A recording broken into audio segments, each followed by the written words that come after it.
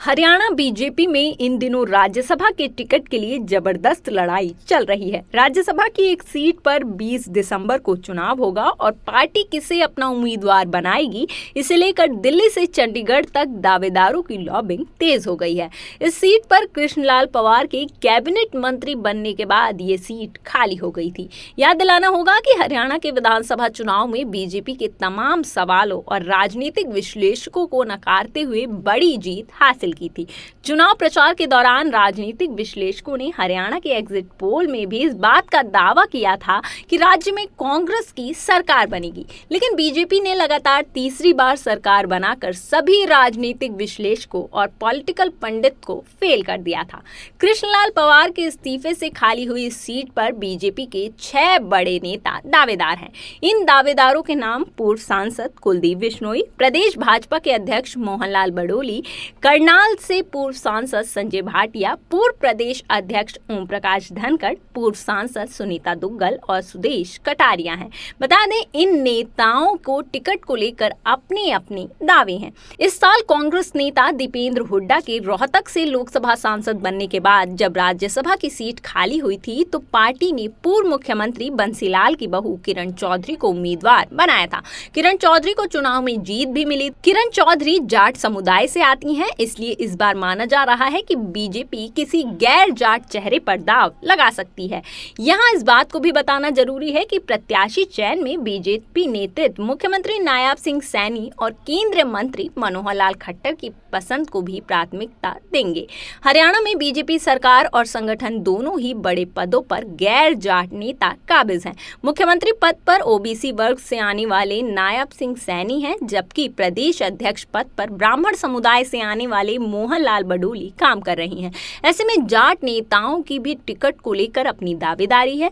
हरियाणा में जाट सबसे ज्यादा आबादी वाला जातीय समूह है। राज्यसभा चुनाव में टिकट के जो दावेदार हैं उनके अपने अपने दावे हैं। बता दें कि कुलदीप बिश्नोई को टिकट हासिल करने के लिए वो अपनी पूरी ताकत लगा रहे हैं। हालांकि पार्टी नेतृत्व किस नेता को राज्यसभा जाने का मौका देगा, इसे लेकर नेताओं में बेचैनी भी है। इस बार के विधानसभा चुनाव में कुलदीप बिश्नोई के बेटे भव्य बिश्नोई को आदमपुर विधानसभा सीट से हार मिली थी। विधानसभा चुनाव के नतीजों के बाद बिश्नोई परिवार ने बीजेपी के कार्यक्रमों से दूरी बना ली थी। यहां तक कि 25 नवंबर को हिसार में आयोजित एक कार्यक्रम में जब मुख्यमंत्री नायब सिंह सैनी आए थे, तब भी कुलदीप बिश्नोई और उनके बेटे भव्य बिश्नोई कार्यक्रम में नहीं पहुंचे थे। कुलदीप बिश्नोई हरियाणा के कई बार मुख्यमंत्री रहे भजन लाल के बेटे हैं। वो खुद भी सांसद और विधायक रह चुके हैं। कुलदीप बिश्नोई बीते लोकसभा चुनाव में हिसार सीट से टिकट चाहते थे, लेकिन पार्टी ने उन्हें उम्मीदवार नहीं बनाया था। इसके बाद राज्यसभा में चुनाव में भी उन्हें टिकट नहीं दिया गया। राज्यसभा टिकट के लिए एक और बड़े दावेदार हैं बीजेपी के प्रदेश अध्यक्ष मोहन लाल बडोली। बडोली ब्राह्मण समुदाय से आते हैं और पार्टी ने इस बार उन्हें विधानसभा चुनाव नहीं लड़ाया था। पार्टी ने बडोली को चुनाव लड़ने का काम दिया था। चुनाव नतीजों के बाद बडोली के कामकाज की पार्टी के भीतर तारीफ भी की गई थी। ब्राह्मण समुदाय की ओर से विधानसभा चुनाव में बीजेपी को अच्छा समर्थन मिला था। करनाल के सांसद संजय भाटिया भी टिकट की दौड़ में हैं। संजय भाटिया 2019 में 6 लाख वोटों के ज्यादा अंतर से चुनाव जीते थे, लेकिन इस बार यहां से पूर्व मुख्यमंत्री मनोहर लाल खट्टर के चुनाव लड़ने की वजह से पार्टी ने उन्हें उम्मीदवार नहीं बनाया था। संजय भाटिया ने विधानसभा चुनाव के साथ ही लोकसभा चुनाव में भी पार्टी की ओर से दी गई जिम्मेदारियों को निभाया था और संजय भाटिया मनोहर लाल खट्टर के खास भी माने जाते हैं।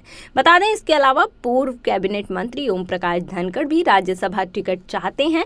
वहीं उसके अलावा सुनीता दुग्गल का भी नाम इस रेस में शामिल है। अब देखना ये होगा कि आला कमान किसे ये मौका देती है।